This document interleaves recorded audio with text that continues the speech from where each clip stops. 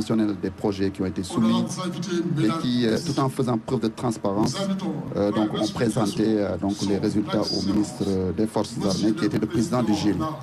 Et les critères qui ont été mis au devant, c'est véritablement l'impact stratégique militaire et surtout la viabilité technique de ces projets-là. Donc là, on va aller vers l'allocution de son Excellence, M. le Président de la République, un autre moment fort de cette cérémonie. De la République, son Excellence, M. Bassirou Diomaye Faye va faire sa communication, une allocution très importante, très attendue, je le rappelais, lors du 4 avril dernier. Il a rappelé que le chef d'État va poursuivre les équipements militaires, que ce soit terre, air, mer, donc tous les équipements, il va les poursuivre donc, pour la montée en puissance de nos armées. Cela traduit le fort engagement du chef de l'État donc pour accompagner les forces de défense et de sécurité dans leur entièreté à mener leur théâtre d'opération partout avec célérité, mais également avec abnégation et bravo.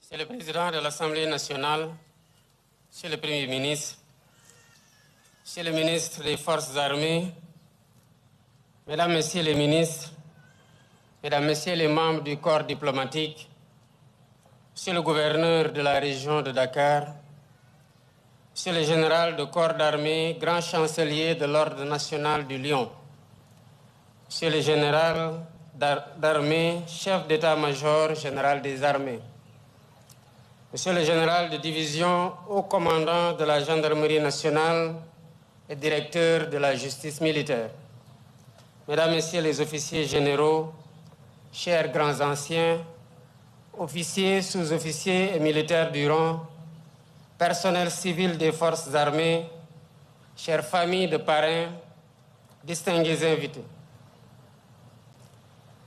C'est toujours avec fierté et plaisir que je préside la journée que notre nation reconnaissante dédie à ses forces armées pour magnifier leur contribution remarquable à l'œuvre de construction nationale. Elle est une occasion singulière de communion avec des femmes et des hommes sous l'uniforme qui servent le Sénégal avec honneur et loyauté. Bien plus qu'un rempart, les forces armées sénégalaises représentent la colonne vertébrale de notre souveraineté et le cœur battant de notre unité nationale. De nos spécificités locales et de nos diversités. Elles sont républicaines dans l'esprit, disciplinées dans l'action et inébranlables dans leur fidélité à la nation. Cette cérémonie m'offre une fois de plus l'agréable devoir de m'incliner pieusement devant vos étendards, qui, bien plus que des emblèmes, portent la mémoire ardente des sacrifices consentis pour la grandeur de notre pays. En les saluant, je vous renouvelle l'estime et la reconnaissance de toute la nation. En passant les troupes en revue dans cette belle cour d'honneur du camp Dial Diop et en visitant le mémorial du souvenir, je n'ai pas pu m'empêcher d'avoir une pensée profonde pour les djambars tombés sur le chemin du devoir. Je leur rends hommage et témoigne à leur famille la solidarité pleine et entière du peuple sénégalais. Aux militaires blessés en opération ou alités, je réaffirme notre compassion et notre soutien. Mes vœux de prompt l'établissement les accompagnent pour un retour rapide dans les rangs auprès de leurs camarades et frères d'armes. Je renouvelle mes encouragements au personnel, femmes et hommes engagés en opération intérieure, souvent dans une ambiance de privation, de risque et, hélas, parfois au péril de leur vie. Aux militaires déployés sur le théâtre alors que les forces armées célèbrent cette année le 65e anniversaire de leur premier déploiement au sein des Nations Unies, je redis ma confiance et mes encouragements pour leur abnégation et leur dévouement. Enfin, je réitère la gratitude de tous nos compatriotes aux anciens pour le modèle de désintéressement, de discipline et de dignité qu'ils ont légué à la postérité. Longue vie et merci, chers anciens. Officiers, sous-officiers militaires du rang, comme vous le savez, Dakar se prépare à accueillir les Jeux olympiques de la jeunesse en 2026. Le Sénégal sera ainsi le premier pays africain à organiser une manifestation sportive olympique de dimension mondiale. Plus qu'un rendez-vous sportif, cet événement qui est une vitrine du Sénégal nouveau sera également l'occasion de mettre en valeur le dynamisme de la jeunesse, la richesse culturelle de notre pays et le rôle croissant de l'Afrique dans le mouvement olympique. À travers sa devise Dakar, l'Afrique accueille, Dakar célèbre. Les JOJ Dakar 2026 entendent incarner l'essence même de l'hospitalité africaine et l'esprit festif de la ville haute, carrefour du monde. Ils permettront aux 2500 meilleurs jeunes athlètes du monde, ainsi qu'au personnel qui les accompagne, de découvrir la teranga sénégalaise. Plus qu'un catalyseur pour impulser notre pays au plan sportif, touristique, culturel et économique, ce grand événement sportif ouvrira de nouvelles perspectives à la jeunesse. Parce qu'elles incarnent ce que les Jeux même célèbrent. L'unité dans la diversité, la rigueur dans l'effort et la fraternité dans la compétition, les forces armées en sont des partenaires privilégiés. C'est pourquoi je me réjouis du thème fort à propos de cette édition. Les forces armées, partenaires des Jeux olympiques de la jeunesse 2026. Mesdames, Messieurs, les Jeux olympiques de la jeunesse Dakar 2026 seront une page d'histoire de notre jeune nation. Cette page, nous la voulons belle et nous l'écrirons ensemble, avec nos athlètes, avec nos jeunes, avec nos forces armées. Elles seront certainement les gardiennes de l'ordre et de la sécurité, essentielles à la réussite des Jeux. Mais elles seront aussi les porte-flambeaux des valeurs d'engagement dans la cause nationale, de dépassement et de cohésion qui fondent l'olympisme. Traditionnellement associées à la défense du territoire et à la sécurité nationale, les forces armées jouent également un rôle majeur dans l'amélioration de notre cadre de vie, en particulier lorsqu'il s'agit d'apporter leur organisation vigoureuse, leurs ressources et leur sens du devoir au service du bien commun. Elles l'ont du reste amplement démontré par leur implication active dans les nombreuses opérations d'amélioration du cadre de vie initiées par le gouvernement. Dans un contexte de fragilisation du réflexe citoyen et d'indifférence vis-à-vis des espaces publics, les forces armées s'illustrent en permanence dans la préservation et l'entretien des sites historiques. À ce titre, la majesté du lieu où se tient cette belle et solennelle cérémonie traduit de façon éloquente un sens élevé de l'ordre et de la discipline. Nos casernes, nos bases et nos brigades, symboles de l'ordre et d'une proximité humaine, doivent inspirer pour améliorer un environnement très souvent malmené par l'encombrement et par la saleté. Je suis persuadé qu'en vous, les populations en général et les jeunes en particulier, trouveront l'élan nécessaire pour offrir à nos hôtes l'image d'une capitale ordonnée et accueillante. Et à ce titre, je salue l'initiative des forces armées de lancer le programme Wadjal Khaleyi, en liaison avec le ministère de l'Éducation nationale, afin de renforcer l'esprit de citoyenneté de notre chère jeunesse. Ce programme contribuera sans doute à mobiliser la frange dynamique de notre pays qui doit être au premier plan pour accueillir les jeunes du monde entier. L'engagement pour l'amélioration et le maintien d'un cadre de vie sain est une expression vivante de patriotisme, un geste noble et essentiel qu'il nous faut ancrer durablement dans le vécu de chaque Sénégalais. Je vous offre un exemple à nos concitoyens pour relever définitivement le pari de l'ordre et de la salubrité dans nos villes et dans nos campagnes.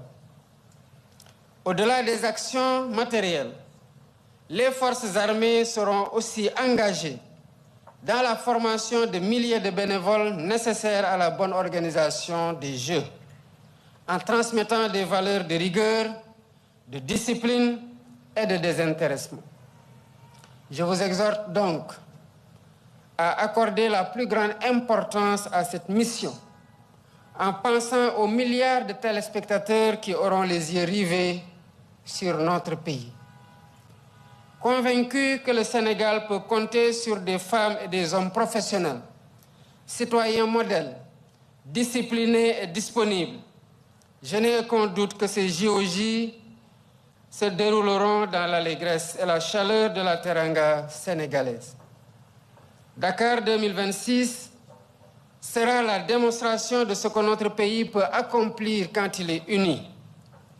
L'unité, la cohésion, la discipline et la confiance en l'avenir, autant de valeurs que les forces armées sénégalaises incarnent, enseignent et partagent au quotidien. Officiers, sous-officiers et militaires du rang. Avec le souvenir de figures marquantes, le baptême des promotions des écoles d'officiers porte cette année encore le symbole de l'excellence et de la vitalité des forces armées. Comme toujours, c'est un moment où la mémoire rencontre l'avenir avec l'hommage rendu à deux illustres fils de notre nation, offert un exemple à celles et ceux qui auront bientôt la responsabilité de la défendre. Élève officier de promotion, médecin-colonel Malik Bodjan de l'école militaire de santé et sous-lieutenant Amadou Diallo de l'école nationale des officiers d'active. Le serment que vous venez de faire devant les invités ici présents et devant le peuple sénégalais qui vous regarde ne traduit pas seulement l'observance d'un rituel oratoire. Bien plus, il vous assigne à la tâche honorable de servir la nation, en vous inspirant des idéaux de patriotisme et de courage de vos illustres parrains, dont les parcours lumineux incarnent les valeurs d'excellence qui fondent le corps des officiers. Vous avez fait le choix de servir.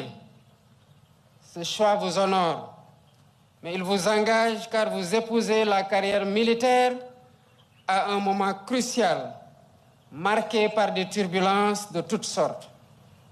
Dans un tel contexte, l'incarnation des hautes valeurs morales léguées par vos parrains vous met clairement sur la voie du succès et de l'excellence, conformément à la renommée de la belle institution militaire que vous représentez. Le médecin-colonel Malik Bodjan nous laisse le souvenir d'un brillant médecin qui a toujours fait montre d'un engagement, d'une fidélité et d'un courage sans commune mesure. Sa carrière a été rythmée par un sens élevé du devoir et surtout par un souci constant de son prochain. Quant au sous-lieutenant Amadou Diallo, parti à la fleur de l'âge, il incarnait l'idéal de l'officier rigoureux, humble et exemplaire.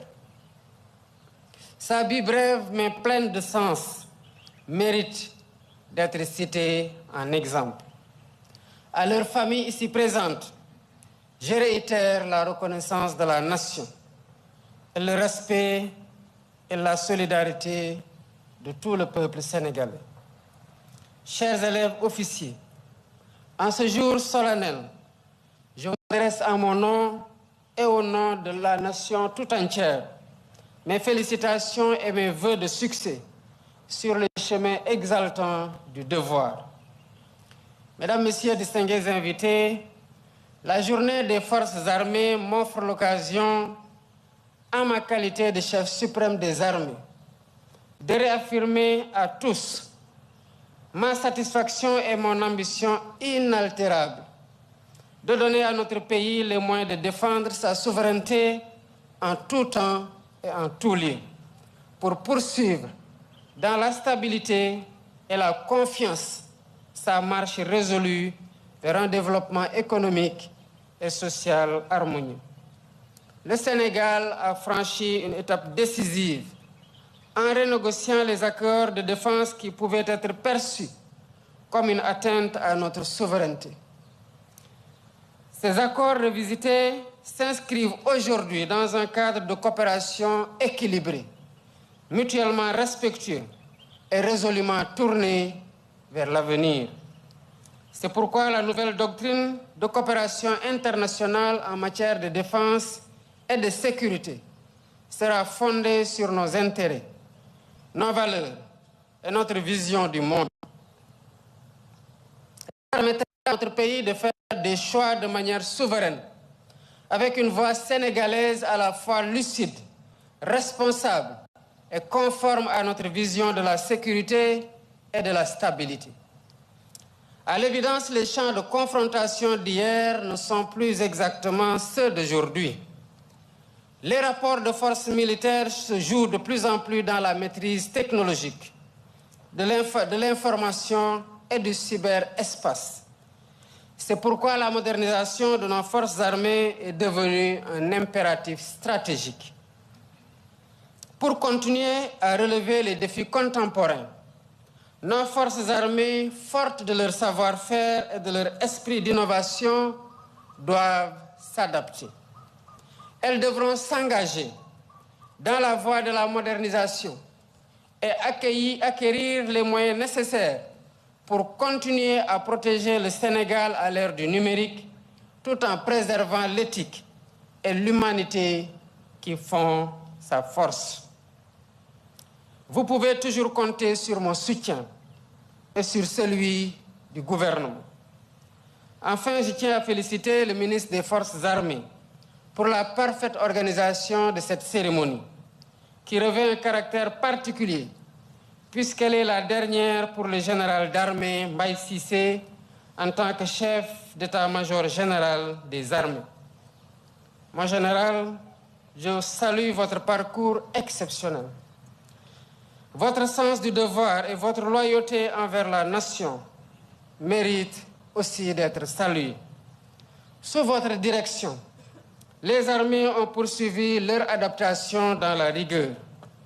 Trouvez ici la reconnaissance de la République et la gratitude profonde du peuple sénégalais.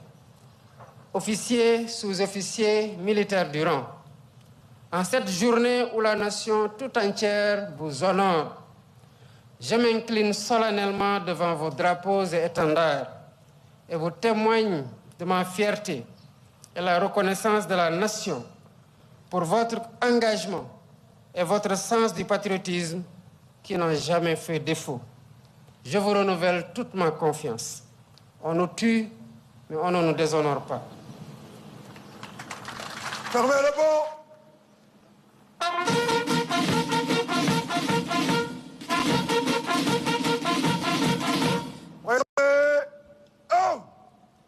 Voilà, Madame, Monsieur, donc vous venez de suivre la communication extrêmement importante du président de la République, son Excellence Monsieur Bassirou Diomaye Faye, avec ce message donc dédié, destiné aux forces armées, aux militaires du rang, aux sous-officiers et aux officiers, avec des thématiques, des points extrêmement importants sur la renégociation des accords de défense.